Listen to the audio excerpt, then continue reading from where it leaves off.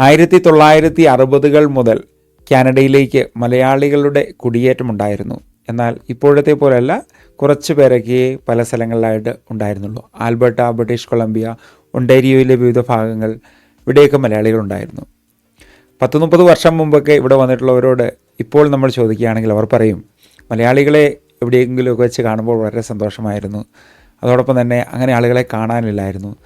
നിരവധി കിലോമീറ്ററുകൾ യാത്ര ചെയ്താണ് അവർ കൂട്ടായ്മകൾക്കായിട്ട് പോയിക്കൊണ്ടിരുന്നത്. എന്നാൽ സ്ഥിതിഗതികൾ മാറിയിരിക്കുകയാണ്. നമുക്കറിയാം, 2015 ശേഷം നിരവധി ആളുകൾ കാനഡയിലേക്ക് വന്നു.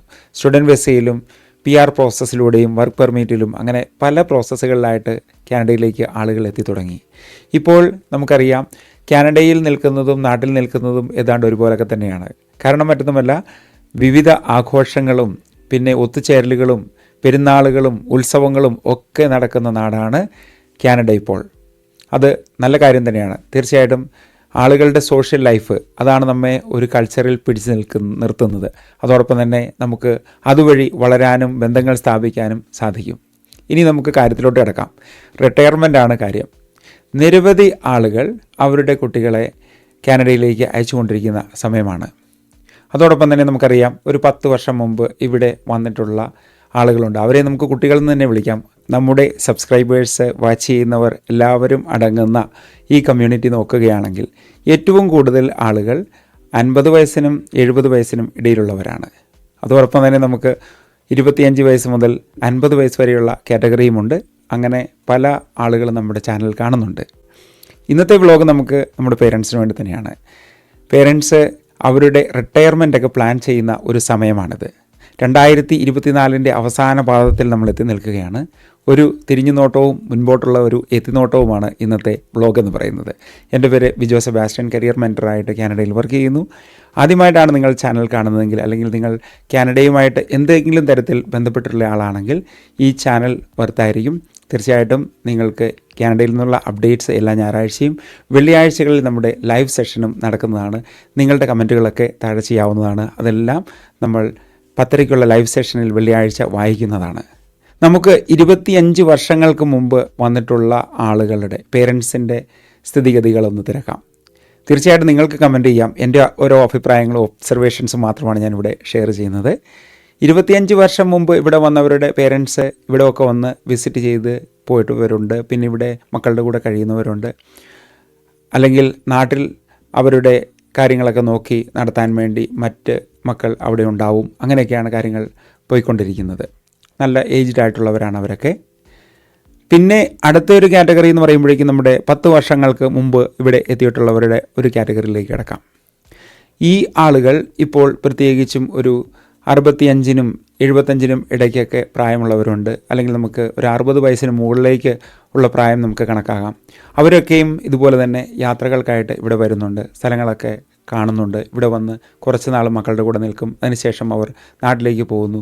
അവരുടെ യാത്ര ഇങ്ങനെ തുടരുകയാണ്. വീൽ ചെയർ അസിസ്റ്റൻസൊക്കെ ഫ്ലൈറ്റ് വഴി കിട്ടുന്നത് കാരണം പലർക്കും അതൊരു നല്ല സൗകര്യമാണ്. നാട്ടിൽ നിന്ന് ബോർഡിൻ ചെയ്ത് കഴിഞ്ഞ് കഴിഞ്ഞാൽ പിന്നെ അവർക്ക് ഇവിടെ വന്നിറങ്ങാം. അതിനുശേഷം കുറച്ച് നാൾ ഇവിടെ മക്കളോടൊപ്പം താമസിക്കാം. അങ്ങനെയൊക്കെ അവർ മുന്നോട്ട് പോകുന്നുണ്ട്. ഇവിടെ വന്ന് കൂടുതലായിട്ട് ഇവിടെ നിൽക്കാൻ ആഗ്രഹിക്കുന്നവർ, അവരിവിടെ എന്തെങ്കിലുമൊക്കെ ചെയ്യാൻ വേണ്ടി ആഗ്രഹിക്കുന്നവരുണ്ട്. എനിക്കറിയാം, നേരിട്ടറിയാവുന്നവർ ചെറിയ ചെറിയ ബിസിനസ്സുകളൊക്കെ വീട്ടിൽ നടത്തുന്നവരുണ്ട്, തയ്യൽ ചെയ്യുന്നവരുണ്ട്, ഫോട്ടോഗ്രാഫി ചെയ്യുന്നവരുണ്ട്, അങ്ങനെയുള്ള കാര്യങ്ങളൊക്കെ ചെയ്യുന്നവരുണ്ട്. പ്രത്യേകിച്ചും പേരൻസിനാണെങ്കിലും ഇവിടെ വന്ന ശേഷം അവർക്ക് PR ഒക്കെ കിട്ടിയിട്ടുണ്ടെങ്കിൽ അവർക്ക് എന്തെങ്കിലുമൊക്കെ പഠിക്കുന്നതിനൊന്നും കുഴപ്പമില്ല. അങ്ങനെ പഠിച്ച് അവരുടെ വിഷൻസോ അല്ലെങ്കിൽ അവരുടെ പാഷൻസോ ഒക്കെ മുന്നോട്ട് കൊണ്ടുപോകാൻ സാധിക്കുന്നതാണ്. പ്രത്യേകിച്ച് നമുക്കറിയാം, ഗൾഫ് നാടുകളിൽ നിന്ന് റിട്ടയർ ചെയ്ത് നാട്ടിൽ വന്ന് നിൽക്കുന്നവരുണ്ട്. അല്ലെങ്കിൽ നാട്ടിൽ ഗവൺമെൻറ് ജോലികളിലായിരുന്നവരുണ്ട്. ഡൽഹി, ബോംബെ, ഹൈദരാബാദ് ഈ സ്ഥലങ്ങളിലൊക്കെ ജോലി ചെയ്തിട്ടുള്ളവരുണ്ട്. ഇവരൊക്കെ നന്നായിട്ട് കഷ്ടപ്പെട്ടുള്ളവരാണ്. അവർ അധികം റിട്ടയർമെൻറ്റ് ആഗ്രഹിക്കാത്തവരുമാണ്. കാരണം ഒത്തിരി നാൾ ജോലി ചെയ്തു, അതിനുശേഷം അവർക്കൊരു ഓഫീസിൽ പോകുന്നതോ അല്ലെങ്കിൽ അവർ ചെയ്യുന്ന ജോലിയൊക്കെ ഒരു ഹരമാണ്. അത് വീണ്ടും കണ്ടിന്യൂ ചെയ്യാൻ വേണ്ടി ശ്രമിക്കുന്നവരുണ്ട്. അത് നല്ലൊരു കാര്യം തന്നെയാണ്. കാരണം റിട്ടയർമെൻറ്റിലേക്ക് കടന്നു കഴിയുമ്പോഴേക്കും നമ്മളോർക്കും എല്ലാം നിർത്തി വീട്ടിലിരിക്കുക നല്ല സുഖമുള്ളൊരു കാര്യമായിരിക്കുന്നത്. പക്ഷേ എന്നാൽ അതത്ര സുഖകരമായ കാര്യം പലർക്കും അല്ല എന്നാണ് ഇപ്പോൾ ഉള്ള ഒബ്സർവേഷൻസും പഠനങ്ങളും ഒക്കെ കാണിക്കുന്നത്. കാരണം എന്തെങ്കിലുമൊക്കെ കാര്യങ്ങളിൽ നമ്മൾ ഒക്യുപ്പൈഡ് ആയിരിക്കുവാണെങ്കിൽ നമ്മൾ കൂടുതലായിട്ട് ആക്റ്റീവായിരിക്കും എന്നുള്ളൊരു തിയറിയുമുണ്ട് ഇതിൻ്റെ പിന്നിൽ.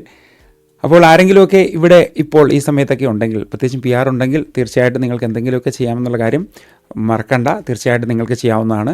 വീട്ടിലിരുന്ന് ബോറടിക്കുന്നുണ്ടെങ്കിൽ പല ആക്ടിവിറ്റീസും നിങ്ങൾക്ക് ചെയ്യാവുന്നതാണ്. അതോടൊപ്പം തന്നെ മക്കൾ എവിടെയെങ്കിലുമൊക്കെ നമ്മളെ കൊണ്ടുപോകുന്നുണ്ടെങ്കിൽ, അല്ലെങ്കിൽ നിങ്ങൾക്ക് തന്നെ ഡ്രൈവിംഗ് ലൈസൻസ് ഒക്കെ എടുത്ത് വണ്ടിയൊക്കെ ഓടിച്ച് പോകാമെന്നുണ്ടെങ്കിൽ, പ്രത്യേകിച്ചും പല ഓർഗനൈസേഷനുകൾ നടത്തുന്ന ഒത്തുചേരലുകളിലൊക്കെ പങ്കെടുക്കുക. നമുക്കും മുന്നോട്ട് ഇങ്ങനെയുള്ള കൂട്ടായ്മകളൊക്കെ പ്ലാൻ ചെയ്യാവുന്നതാണ്. ഓരോ വർഷങ്ങളിൽ ഓരോ സമ്മറിലൊരു ഒത്തുചേരലും കാര്യങ്ങളൊക്കെ മുന്നോട്ട് പ്ലാൻ ചെയ്യുന്നുണ്ട്. ഏതായാലും അതിൽ നിങ്ങളെ തീർച്ചയായിട്ടും ക്ഷണിക്കുന്നതാണ്. നമുക്കിനി 5 വർഷത്തെ ആ കാറ്റഗറി ഒന്ന് നോക്കാം. 5 വർഷങ്ങൾക്ക് മുമ്പ് ഇവിടെ വന്ന കുട്ടികൾ, അതൊരു വലിയ നമ്പർ തന്നെയാണ്. നമുക്കറിയാം 2018 ശേഷം വിദേശ വിദ്യാഭ്യാസം ഒരു ട്രെൻഡ് തന്നെയായിട്ട് മാറുകയും കാനഡയിലേക്ക് നിരവധി ആളുകൾ വരികയും ചെയ്തിട്ടുണ്ടായിരുന്നു. ടെമ്പററി റെസിഡൻസിൻ്റെ എണ്ണം നോക്കിക്കഴിയുമ്പോഴേക്കും അതിലെ ഒരു പ്രധാന സംഖ്യ എന്ന് പറയുന്നത് ഇൻ്റർനാഷണൽ സ്റ്റുഡൻസ് തന്നെയാണ്. ഈ വന്ന കുട്ടികളിൽ പലർക്കും PR ലഭിച്ചിട്ടുണ്ട്. പിന്നെ കുറേ ആളുകൾ കോളേജിൽ നിന്ന് കോഴ്സ് ഡ്രോപ്പ് ചെയ്തിട്ടുള്ളവരുണ്ട്, അല്ലെങ്കിൽ മറ്റ് വിസകളിലേക്ക് കൺവേർട്ട് ചെയ്തിട്ടുള്ളവരുണ്ട്, US പോയിട്ടുള്ളവരുണ്ട്. പിന്നെ നമുക്കറിയാം നാട്ടിലേക്ക് തിരിച്ചു പോയിട്ടുള്ളവരുണ്ട്, ഇനി പോകാൻ വേണ്ടി ഇരിക്കുന്നവരുണ്ട്. അങ്ങനെ പല കാറ്റഗറി ആളുകളുമുണ്ട്. ഇവരുടെയൊക്കെ മാതാപിതാക്കൾ പലരും ഇവിടെ വന്നിട്ടുള്ളവരുണ്ട്. എന്നാൽ ഒരു വലിയ ശതമാനം ആളുകൾ ഇവിടെ വന്നിട്ടില്ല. കുട്ടികൾക്ക് PR ഒക്കെ ലഭിച്ച ശേഷം പിന്നീട് വരാൻ വേണ്ടി പ്ലാൻ ചെയ്തിരിക്കുന്ന ഒരു നല്ല സംഖ്യ ആളുകളും ഈ വീഡിയോ ഇപ്പോൾ കാണുന്നുണ്ട്. നിങ്ങളുടെ കാറ്റഗറി ഏതാണോ നിങ്ങൾക്ക് താഴെ ഒന്ന് തീർച്ചയായിട്ടും കമൻറ്റ് ചെയ്യുക. നിങ്ങൾ കാനഡ വിസിറ്റ് ചെയ്തിട്ടുണ്ടെങ്കിൽ ഏത് സ്ഥലത്താണ് നിങ്ങൾ വിസിറ്റ് ചെയ്തതെന്ന് ഒന്ന് കമൻറ്റ് ചെയ്യുക. അല്ലെങ്കിൽ ഇനി എന്നാണ് ഇങ്ങോട്ട് വരാൻ വേണ്ടി പ്ലാൻ ചെയ്യുന്നത്, ഇത്തരം കാര്യങ്ങളൊക്കെ നമുക്ക് നമ്മുടെ കമ്മ്യൂണിറ്റിയിൽ തീർച്ചയായിട്ടും ഡിസ്കസ് ചെയ്യാവുന്നതാണ്. ഇവിടെ വന്നു പോയിട്ടുള്ളവരുടെ സ്ഥിതിഗതികൾ നോക്കിക്കഴിയുമ്പോഴേക്കും അവർ 2 മാസത്തേനോ അല്ലെങ്കിൽ 3 മാസത്തേനോ പരമാവധി 6 മാസം വരെ ഇവിടെ നിന്നിട്ടുള്ളവരാണ്. കാരണം മറ്റൊന്നുമല്ല, വിസിറ്റ് വിസയ്ക്ക് 6 മാസം കഴിയുമ്പോഴേക്കും നമ്മൾ എക്സിറ്റ് ചെയ്യണം. 10 വർഷത്തെ വിസയാണ് നമുക്ക് അടിച്ച് കിട്ടുന്നത്, എന്നാൽ അത് 6 മാസത്തിനുള്ളിൽ നമ്മൾ എക്സിറ്റ് ചെയ്യേണ്ടതായിട്ട് വരും. ഇനി മുന്നോട്ട് വരുമ്പോഴേക്കും കാര്യങ്ങൾ മാറിയിരിക്കുകയാണ്. നമുക്ക് മൾട്ടിപ്പിൾ എൻട്രി എന്ന് പറയുന്ന ഒരു ഓപ്ഷൻ ഉണ്ടാവില്ല എന്നാണ് ഗവൺമെൻറ് പറഞ്ഞിരിക്കുന്നത്. ഓരോ സിംഗിൾ എൻട്രി വിസകളായിരിക്കും വന്നുകൊണ്ടിരിക്കുന്നത്. എന്നാൽ പലർക്കും 10 വർഷത്തേക്കുള്ള വിസയുണ്ട്. അവർക്കൊന്നും കുഴപ്പമില്ല, നമുക്ക് വന്നു പോകുന്നതിന് യാതൊരു പ്രശ്നങ്ങളുമില്ല. അങ്ങനെ തന്നെ ഇപ്പോൾ കണ്ടിന്യൂ ചെയ്തുകൊണ്ടിരിക്കുകയാണ്. ആളുകൾ വിമാനയാത്ര പരിചയപ്പെടുകയും അതോടൊപ്പം തന്നെ യാത്ര എളുപ്പമാണെന്ന് മനസ്സിലാക്കുകയൊക്കെ ചെയ്തിട്ടുണ്ട്. ഇവിടെ വന്ന ശേഷം അവർ കുട്ടികളോടൊപ്പം താമസിക്കുന്നു, അല്ലെങ്കിൽ മറ്റ് സ്ഥലങ്ങൾ സന്ദർശിക്കുന്നു. ഭാവിയുമായിട്ട് ബന്ധപ്പെട്ടുള്ള പല കാര്യങ്ങൾ അവർ ചെയ്യുന്നുണ്ട്. നാട്ടിലും ഇവർക്കൊക്കെ ഉത്തരവാദിത്തങ്ങളുണ്ട്. നാട്ടിൽ തിരിച്ചു ചെന്ന് കൃഷി നോക്കേണ്ടവരുണ്ട്, അല്ലെങ്കിൽ മറ്റു മക്കളുടെ കാര്യങ്ങൾ നോക്കേണ്ടവരായിട്ടുണ്ട്. ഗവൺമെൻറ് ജോലിയിൽ നിന്ന് VRS എടുത്തിട്ടുണ്ട്, അല്ലെങ്കിൽ വീണ്ടും കണ്ടിന്യൂ ചെയ്യേണ്ടവരായിട്ടുണ്ട്. ഗൾഫിൽ പോയി ജോലി ചെയ്യുന്നവരുണ്ട്. അങ്ങനെ പല കാറ്റഗറി ആൾക്കാരും ഉണ്ട്. വർഷങ്ങൾ ഇങ്ങനെ കടന്നു പോയിക്കൊണ്ടേയിരിക്കുകയാണ്. നമുക്കറിയാം 2025 വരെ നമ്മൾ വളരെ ഫാസ്റ്റായിട്ട് എത്തിയിരിക്കുകയാണ്. 2020 കൊറോണ 5 വർഷങ്ങൾക്ക് മുമ്പായിരുന്നു. എന്നാൽ ഇപ്പോൾ നമ്മൾ 2025 എത്തി നിൽക്കുകയാണ്. നിങ്ങളുടെ പ്ലാനുകൾ എന്തൊക്കെയാണ്? കാനഡയിലാണോ ഇനി നിങ്ങൾ റിട്ടയർ ചെയ്യാൻ പോകുന്നത്, അതോ നാട്ടിൽ തന്നെ റിട്ടയർ ചെയ്യാൻ വേണ്ടിയാണോ പ്ലാൻ ചെയ്യുന്നത്? കാനഡയിലാണ് നിങ്ങൾ റിട്ടയർ ചെയ്യുന്നതെങ്കിൽ പല കാര്യങ്ങളും നമ്മൾ മനസ്സിലാക്കിയെടുക്കേണ്ടതായിട്ടുണ്ട്. ഒന്നാമത്തെ കാര്യം എന്ന് പറയുന്നത്, കാനഡയിൽ നിങ്ങൾ വിസിറ്റ് വിസയിലോ അല്ലെങ്കിൽ സൂപ്പർ വിസയിലോ ഒക്കെയാണ് ഇവിടെ വന്നിട്ടുള്ളതെങ്കിൽ നമുക്ക് PR കിട്ടാനുള്ള ചാൻസ് എന്തെന്നുള്ളത് മനസ്സിലാക്കിയെടുക്കുക. നമുക്കറിയാം parents and grandparents program എന്ന് പറയുന്ന ആ ഡ്രോ ഒന്നും ഇപ്പോൾ നടക്കുന്നേ ഇല്ലായിരുന്നു. കഴിഞ്ഞ മെയിൽ അതിൻ്റെ ഡ്രോ ഉണ്ടാവും എന്നൊക്കെ പറഞ്ഞിരുന്നതാണ്, പക്ഷേ അതൊന്നും നടന്നിട്ടില്ല. എന്നാൽ ഇപ്പോൾ PR കിട്ടി നിൽക്കുന്ന മാതാപിതാക്കളുണ്ട്. അവർക്കും എന്തെങ്കിലുമൊക്കെ പ്രോഗ്രാംസ് ചെയ്യുന്നതിന് യാതൊരു കുഴപ്പമില്ല. ഞങ്ങളുടെ ക്ലയൻസ് ആയിട്ട് തന്നെ ഈ വർഷം 20ഓളം ആളുകൾ വിവിധ ചെറിയ കോഴ്സുകൾ, സിമ്പിളായിട്ടുള്ള കാര്യങ്ങൾ പഠിച്ചെടുക്കുന്നുണ്ട്. ഇവൻറ്റ് മാനേജ്മെൻറ്റ്, പിന്നെ അക്കൗണ്ടിങ്, ഇത്തരം കാര്യങ്ങളൊക്കെ അവർ പഠിക്കുന്നുണ്ട്. കാരണം മറ്റൊന്നുമല്ല, ഇതൊരു മറ്റൊരു കൾച്ചർ തന്നെയാണ്. കാനഡയിലോ അമേരിക്കയിലോ അല്ലെങ്കിൽ യൂറോപ്പിലൊക്കെ നോക്കിയിട്ടുണ്ടെങ്കിൽ നമുക്കറിയാം പഠനത്തിന് വേണ്ടി പോകുന്നത് ഒരു സമയം കഴിഞ്ഞിട്ടായിരിക്കും. നമ്മുടെ നാട്ടിൽ എന്ന് പറഞ്ഞിട്ടുണ്ടെങ്കിൽ 25 വയസ്സിനോ അല്ലെങ്കിൽ ഈവൻ 30 വയസ്സിന് മേളിൽ വരെ നമ്മൾ കോളേജിൽ പോയിട്ടുണ്ടെങ്കിൽ ആളുകൾ കളിയാക്കും. അതൊക്കെ ആയിട്ട് ബന്ധപ്പെട്ട് ചില സിനിമകളൊക്കെ എനിക്ക് പണ്ട് കാണാൻ സാധിക്കുകയുണ്ടായി. അപ്പോൾ നിങ്ങൾ കണ്ടിട്ടുണ്ടോ ആ സിനിമയൊക്കെ? എൻ്റെ പേരറിയാമെന്നെങ്കിൽ താഴെ ഒന്ന് കമൻറ്റ് ചെയ്തേക്കുക. അപ്പോഴേക്കും ഇവിടുത്തെ ഒരു കാര്യം നമ്മൾ കമ്പയർ ചെയ്യുമ്പോഴേക്കും നമുക്കൊരു ജോലി പോയിട്ടുണ്ടെങ്കിൽ, അല്ലെങ്കിൽ നമ്മളുടെ ഒരു പ്രൊഫഷനിൽ നമ്മൾ മടുത്തിട്ടുണ്ടെങ്കിൽ അടുത്ത ഡിഗ്രി നമ്മൾ കോളേജിൽ പോയി പഠിച്ച് അടുത്ത പ്രൊഫഷനിലോട്ട് കിടക്കുന്നു. അതാണ് ഇവിടുത്തെ ഒരു ട്രെൻഡ് എന്ന് പറയുന്നത്. അത് പണ്ട് മുതലേ ഉള്ളതാണ്. ഇവിടെ വളരെ ഹാർഡ് വർക്കിംഗ് ആണ് ആളുകൾ. അത് കാരണം നിങ്ങൾക്കും വീണ്ടും കോളേജിൽ പോകുന്നതിനോ പഠിക്കുന്നതിനോ ഒന്നും മടിക്കേണ്ട ആവശ്യമില്ല എന്നാണ് ഞാൻ പറയുന്നത്.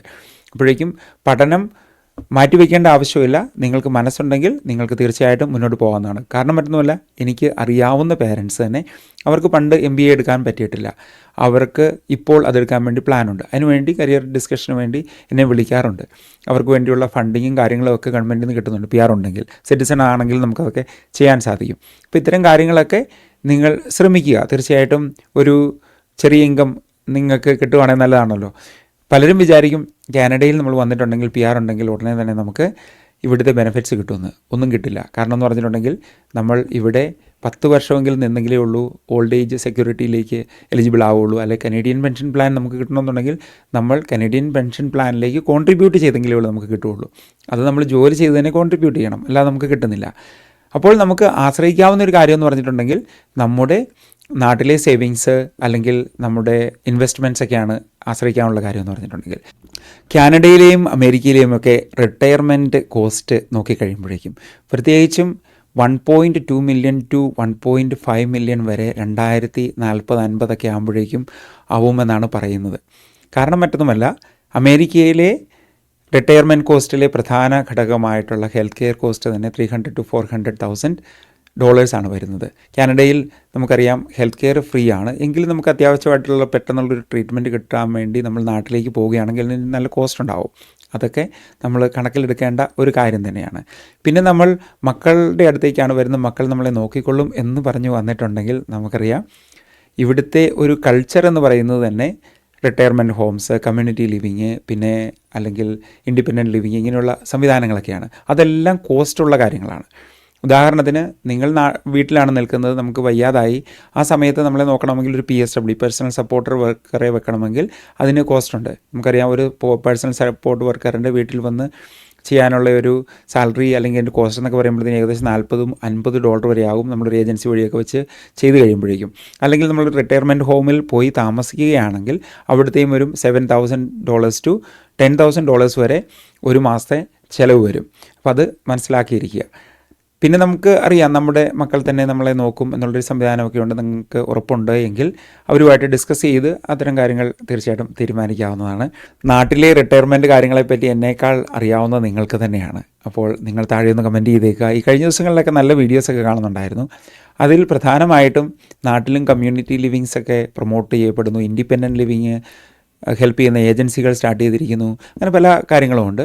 പിന്നെ നമുക്കറിയാം നമ്മുടെ വീട്ടിലെ മക്കൾ എല്ലാവരും ചിലപ്പോൾ വിദേശത്തായിരിക്കില്ല, സ്വദേശത്തുള്ളവരുണ്ടാവാം. അപ്പോൾ അവരോടൊപ്പം കഴിയുന്ന മാതാപിതാക്കളുണ്ട് തീർച്ചയായിട്ടും. അപ്പോൾ അവർ ബുദ്ധിമുട്ടുകൾ അധികം അനുഭവിക്കുന്നില്ല. ഞാനീ പറഞ്ഞു വന്നതെന്ന് പറഞ്ഞിട്ടുണ്ടെങ്കിൽ എല്ലാ മക്കളും വിദേശത്തേക്ക് പോയിട്ടുള്ളവരുടെ കാര്യമാണ്.